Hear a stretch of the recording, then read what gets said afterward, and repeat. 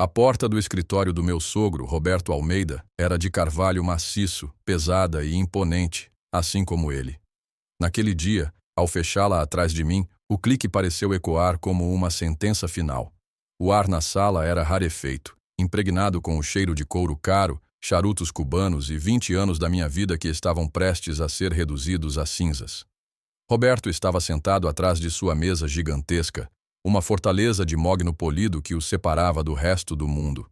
Seus olhos, pequenos e frios como lascas de gelo, me analisavam sem qualquer traço de emoção.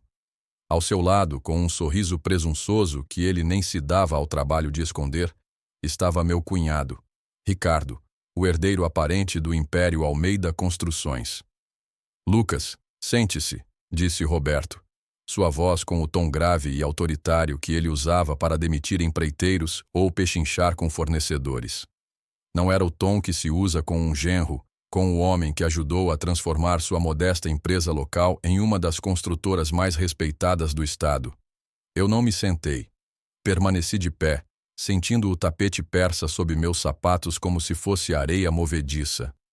"O que está acontecendo, Roberto? Sua secretária disse que era urgente." Ele suspirou, um som teatral de cansaço e decepção. "A empresa está tomando uma nova direção, Lucas.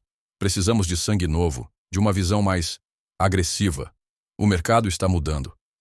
Ricardo ajeitou a gravata de seda, o sorriso se alargando.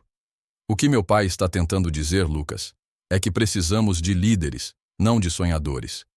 O insulto pairou no ar, afiado e venenoso. Sonhador. Era assim que eles chamavam minhas propostas de construção sustentável, meus projetos de integração de tecnologia inteligente nas casas, as mesmas ideias que nos últimos 5 anos haviam nos garantido os contratos mais lucrativos e os prêmios de arquitetura que agora adornavam a parede atrás de Roberto. "Estamos fazendo uma reestruturação", continuou Roberto, ignorando a interrupção do filho. "E após uma análise cuidadosa, decidimos que sua posição não é mais necessária." Senti um soco no estômago, o ar sendo expulso dos meus pulmões. 20 anos. Comecei como estagiário, varrendo o pó de cimento dos canteiros de obras. Sacrifiquei fins de semana, feriados, vi minha esposa, a filha dele, Sofia, ir para a cama sozinha noite após noite enquanto eu estava debruçado sobre plantas e orçamentos. Eu não era apenas um funcionário. Eu era o motor que impulsionava a inovação naquela empresa. "Você está me demitindo?" Minha voz saiu como um sussurro rouco, quase irreconhecível. Roberto teve a decência de desviar o olhar, focando em um ponto qualquer na parede. "É uma decisão de negócios, Lucas. Nada pessoal." "Nada pessoal?" Repeti, a incredulidade se transformando em uma raiva fria que começou a subir pela minha espinha. "Roberto, eu construí metade do que esta empresa é hoje. O complexo residencial Veredas, que nos rendeu a capa da revista Arquitetura and Design, foi meu projeto do início ao fim. Você disse que era um delírio, um desperdício de dinheiro." "Tivemos sorte com aquele", Ricardo interveio com desdém. "Um raio não cai 2 vezes no mesmo lugar. Você não tem o instinto matador, Lucas. Você é muito brando." Finalmente, Roberto me olhou nos olhos. A máscara de profissionalismo caiu, revelando o desprezo que ele sempre sentiu por mim, o garoto de família humilde que ousou se casar com sua princesa. "A verdade, Lucas, é que você é simplesmente incompetente para levar esta empresa ao próximo nível. Você foi útil, mas seu tempo aqui acabou. O RH preparou seu pacote de rescisão. Ricardo irá acompanhá-lo até sua sala para que você possa recolher seus pertences. Não queremos criar uma cena. Incompetente." A palavra me atingiu com a força de um golpe físico. Não era apenas uma demissão, era uma aniquilação. Eles não estavam apenas me expulsando, estavam reescrevendo a história, apagando minhas contribuições, minha dedicação, meu valor. Olhei para o rosto de Ricardo, exultante, vitorioso. Olhei para Roberto, frio e implacável. E naquele momento, naquela sala silenciosa e opressora, eu entendi. A injustiça era tão profunda, tão calculada, que me deixou sem palavras.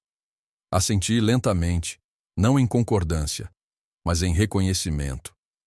A guerra havia sido declarada, e eles, em sua arrogância, Não tinham a menor ideia de que tinham acabado de armar o homem que eles subestimavam com a única arma que importava: a motivação nascida da mais pura e devastadora traição.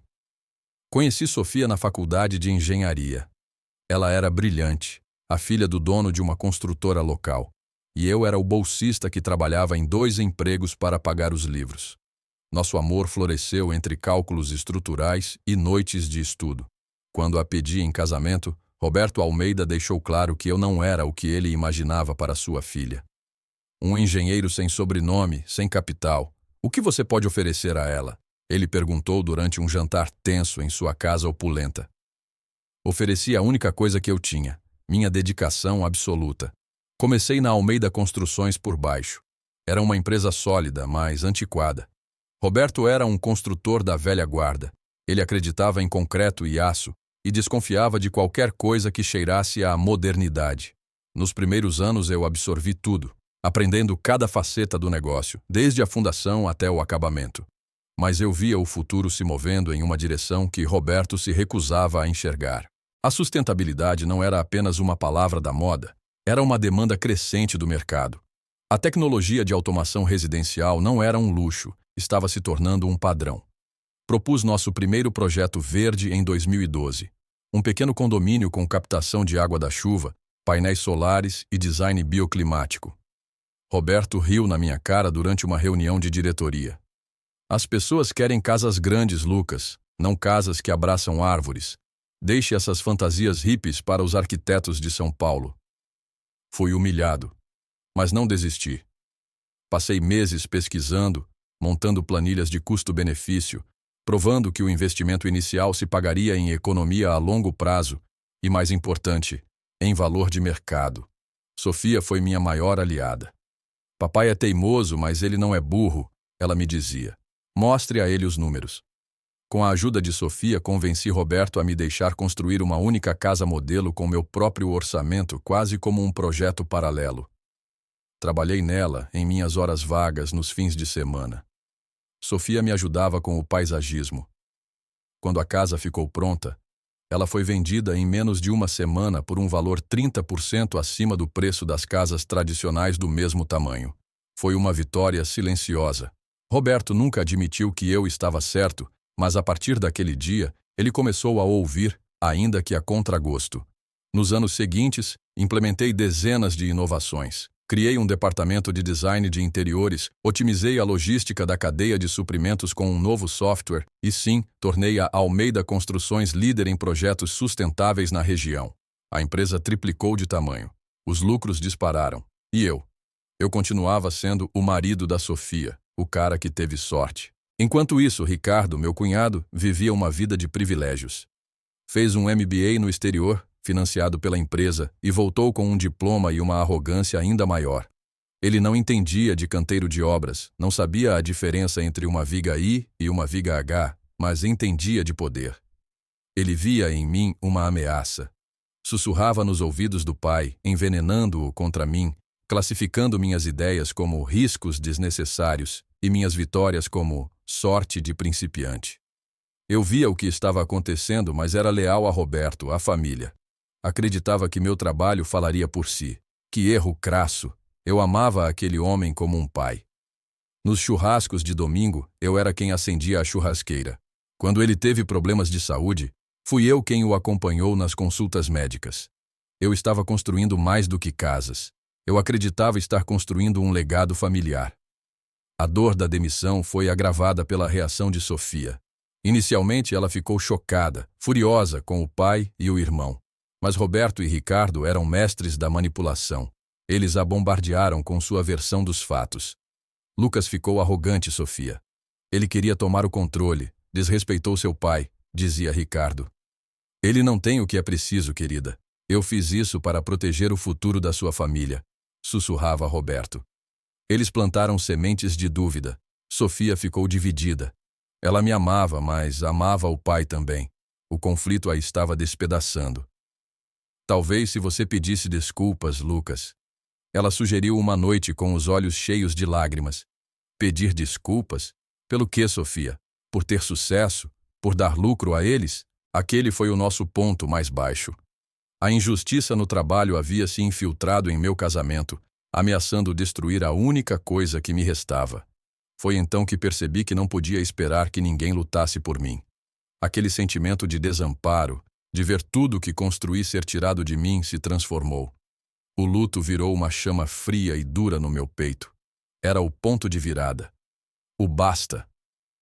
Naquela noite, enquanto Sofia dormia um sono agitado, eu fui para a nossa pequena garagem. Peguei um bloco de papel e uma caneta.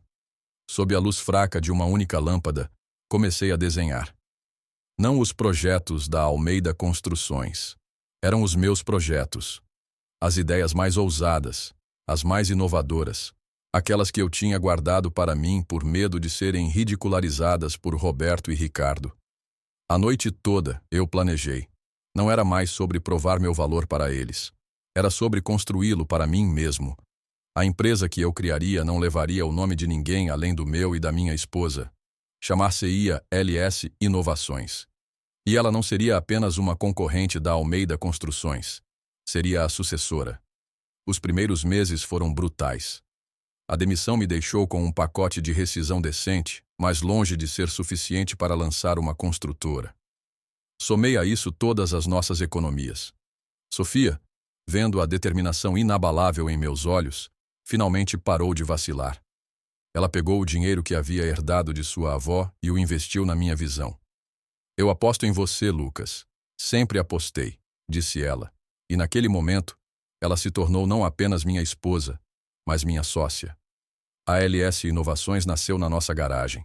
Eu era o engenheiro, o arquiteto, o gerente de projetos e o office boy. Sofia era o departamento financeiro, de marketing e de recursos humanos. Nossos primeiros contratos foram pequenos. A reforma da cozinha de um vizinho, a construção de um deck para um amigo. Cada trabalho era executado com uma perfeição obsessiva. Eu usava os melhores materiais que podia pagar e implementava pequenas inovações que encantavam os clientes. A reputação começou a se espalhar. O grande golpe de sorte veio de um lugar inesperado. Um dos antigos capatazes da Almeida Construções, um homem chamado Valdir, um mestre de obras da velha guarda que Roberto havia forçado a se aposentar, me procurou. Seu Roberto perdeu o juízo, rapaz. Dispensar você foi a maior burrice que eu já vi. Aquele filhinho dele, o Ricardo, não sabe nem segurar um martelo direito. Ouvi dizer que você começou algo novo. Se precisar de um velho experiente, estou aqui. Valdir trouxe consigo não apenas décadas de experiência, mas também uma equipe de carpinteiros e pedreiros leais que haviam sido maltratados pela nova gestão de Ricardo. Com uma equipe de verdade, eu pude começar a sonhar mais alto. Comecei a participar de licitações para projetos maiores. Perdi as 3 primeiras. A Almeida Construções, com seu nome estabelecido e capital, sempre vencia. Mas eu era persistente. Eu sabia que a gestão de Ricardo era um desastre. Os rumores no setor eram abundantes. Projetos atrasados, orçamentos estourados, clientes insatisfeitos. A arrogância deles era o seu calcanhar de Aquiles. A oportunidade surgiu com o projeto do Eco Plaza, um novo centro comercial que exigia certificação LEED Platinum, o mais alto padrão de construção sustentável. Era um projeto complexo, tecnologicamente desafiador, exatamente o tipo de coisa que Ricardo e Roberto não entendiam e desprezavam. Eles entraram na licitação com uma proposta padrão, cheia de clichês e sem substância. Minha proposta, por outro lado, era uma obra-prima. Meses de trabalho, noites insones. Detalhei cada aspecto.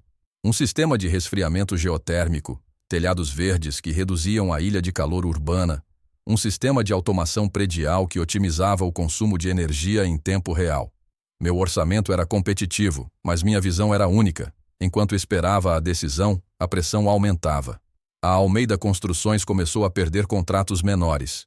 Ouvi dizer que Roberto teve que vender alguns dos terrenos da empresa para cobrir as perdas.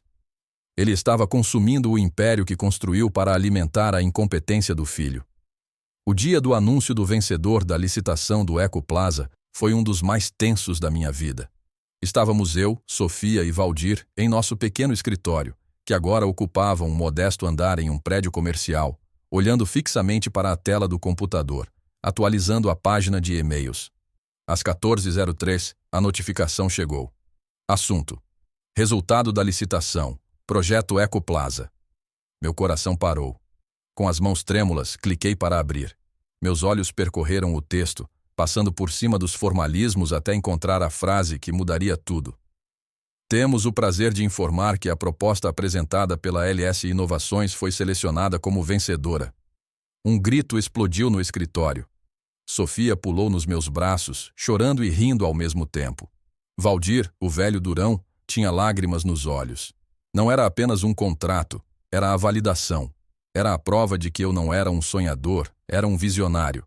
E do outro lado da cidade, na fortaleza de Mogno, eu sabia que Roberto Almeida acabara de receber a notícia de que o incompetente que ele expulsou havia acabado de lhe roubar o projeto mais prestigioso da década. A tensão havia escalado, o jogo estava virando, e o clímax estava se aproximando. 1 ano. Em apenas 1 ano, a LS Inovações deixou de ser um sonho na garagem para se tornar a força dominante no setor de construção da cidade. O Ecoplaza estava se erguendo no horizonte, um monumento reluzente de vidro e aço reciclado, um testemunho da minha visão. Contratos jorravam, nossa equipe cresceu, e nosso novo escritório no último andar de um edifício que nós mesmos projetamos era o oposto do covil sombrio de Roberto. Era aberto, iluminado, colaborativo. As paredes de vidro ofereciam uma vista panorâmica da cidade que eu estava ajudando a moldar. Enquanto nós ascendíamos, a Almeida Construções afundava. Ricardo, em sua tentativa desesperada de competir, começou a cortar custos de forma imprudente, usando materiais de segunda linha e contratando mão de obra barata. A reputação que Roberto levou uma vida para construir foi manchada por processos judiciais, reclamações de clientes e embargos de obras. Eles estavam em queda livre. Naquela manhã de terça-feira, eu estava em uma reunião com minha equipe, discutindo os planos para um novo empreendimento residencial de luxo. Minha assistente, Clara, entrou discretamente. Senhor Lucas, me desculpe a interrupção, mas há um homem na recepção que insiste em falar com o senhor. Ele diz que é urgente. O nome dele é Roberto Almeida. Um silêncio caiu sobre a sala de reuniões. Meus engenheiros e arquitetos, muitos dos quais eram jovens talentos que eu havia nutrido, trocaram olhares curiosos. Mantive meu rosto impassível. Peça para ele esperar na minha sala, Clara. Ofereça um café. Estarei lá em 5 minutos. Terminei a reunião com calma. Dei as últimas instruções e caminhei lentamente pelo corredor em direção ao meu escritório. Cada passo era deliberado. Eu não sentia nervosismo, nem mesmo raiva. Sentia uma calma gélida, o tipo de clareza que só a justiça iminente pode trazer. Abri a porta. Lá estava ele. Roberto Almeida, sentado na cadeira de visitante de frente para a minha mesa, parecia um homem naufragado. O terno caro estava amarrotado, os ombros caídos, e ele havia envelhecido 10 anos em um. Seus olhos, antes tão frios e autoritários, agora estavam turvos, cheios de uma exaustão que beirava o desespero. Ele segurava uma xícara de café com as 2 mãos, como se precisasse do calor para impedir que tremessem. Ele olhou ao redor do meu escritório, para os prêmios nas prateleiras, para os projetos emoldurados na parede, para a vasta janela de vidro que mostrava o esqueleto do Ecoplaza sendo erguido no centro da cidade. A inveja e o arrependimento em seu rosto eram palpáveis. Lucas, ele começou, a voz rouca. Seu escritório é impressionante. Obrigado, Roberto. A que devo a honra? Fui direto ao ponto, sentando-me em minha cadeira, o senhor do meu domínio. Ele colocou a xícara na mesa com um leve tilintar. Hesitou buscando as palavras. As coisas não têm ido bem na Almeida Construções. Eu ouvi, respondi, meu tom neutro. Ricardo, ele cometeu alguns erros graves. Ele engoliu em seco. Tivemos que declarar falência na semana passada. A notícia não me surpreendeu, mas ouvir a confissão de seus lábios foi a primeira onda de uma satisfação sombria. Sinto muito por ouvir isso, eu disse, e a parte mais estranha é que, em algum nível, eu sentia. Senti pena do homem que ele já foi, não do tirano que ele se tornou. Seus olhos encontraram os meus, e neles vi a derradeira humilhação. Eu perdi tudo, Lucas. A empresa, a casa. Sofia me contou que vocês estão esperando um filho. Uma filha, corrigi suavemente. Ela nascerá em 2 meses. Uma lágrima solitária escorreu pelo rosto enrugado de Roberto. Ele a enxugou rapidamente com raiva. Eu vim aqui hoje, Lucas, porque eu não sei mais o que fazer. Eu preciso de um emprego. Qualquer coisa. Posso supervisionar obras. Posso gerenciar fornecedores. Tenho experiência. Você sabe disso. Era isso. O momento. O círculo se fechando.